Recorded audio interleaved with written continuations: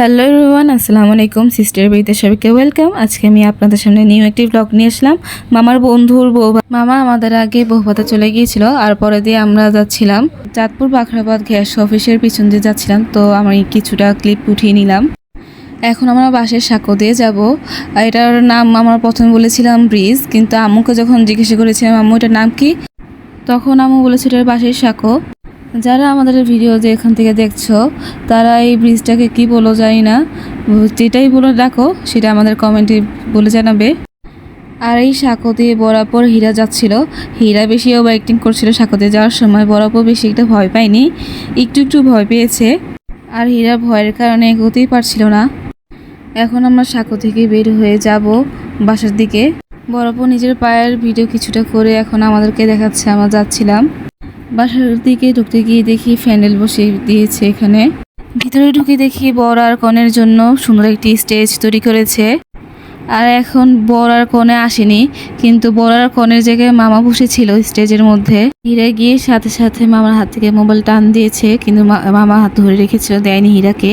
আর সবাই মিলে আমরা ছবি তুলেছিলাম এখানে বসে। বরার পর মামা কিছুক্ষণ ছবি তুললো। ছবি তোলার পরে এখন সুদেশকে নিবে ছবি তোলার জন্য। কিছু কিছু লোকেরা এখানে রান্না করছিল, আর রান্নার কিছু ভিডিও করে নিলাম। আর ইনি হচ্ছে আমরা যার বিয়েতে এসেছি তার মা। বউ হতে যাওয়ার পরে দেখি কিছু কিছু লোক কাঁঠাল পাড়ছে গাছ থেকে।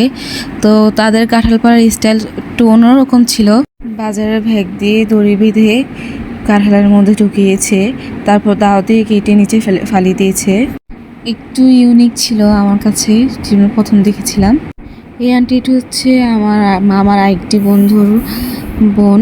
ওই বন্ধুটির নাম হচ্ছে রিপন। তাই আন্টির কিছুটা ভিডিও করে নিলাম আমি। আমার সাথে আন্টি দাঁড়িয়ে দাঁড়িয়ে কথা বলছিল। আন্টি কিছুক্ষণ ধরে বলছিল যে আমার কাছে আসো, আমি তোমার আন্টি হই।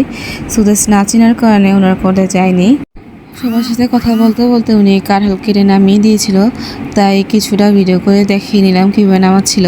উনি হচ্ছে কনে। তো ওনার সাজ শেষ হওয়ার পরে উনি একটু বের হয়েছিল। আর ওনার ফাইনালি বিয়ে এই মামাটার নাম হচ্ছে সজীব। আর উনি আমার মামার বন্ধু। ওনারা দুজন মিলে একটু সামনে যাচ্ছে ছবি তোলার জন্য। এখন আমরা সবাই মিলে খেতে বসেছি।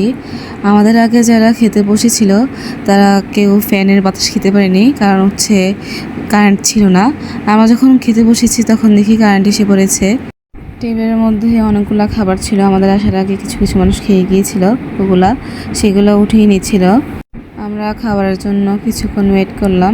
বউ স্টেজের মধ্যে বসেছিল আর তার ছবি তোলা হচ্ছে। বউয়ের সামনে আমরা সবাই এখন খাচ্ছি। সবাইকে এখন প্লেট সার্ভ করছে। প্লেট সার্ভ করার সময় তখন সুদেশকে একটা প্লেট এক্সট্রা দিয়েছে। সুদেশকে প্রথমে দেওয়া হয়নি, পরে দিয়ে সুদেশের জন্য এক্সট্রা প্লেট নিয়ে নিয়েছে আম্মু।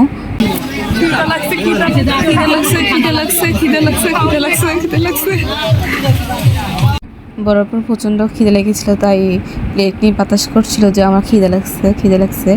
পরে দিয়ে সবাইকে পোলাও দেওয়া শুরু করেছে। আমাকে এখনও পোলাও দেয়নি।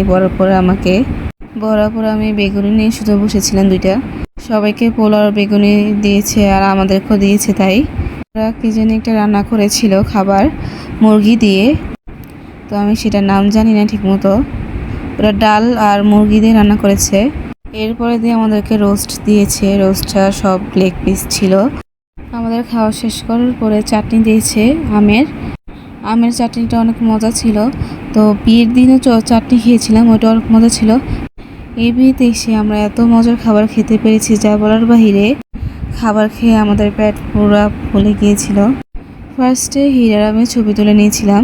পরে দিয়ে বড় যখন ছবি তুলতে গিয়েছিল তখন দেখি বউ কান্না করছিল।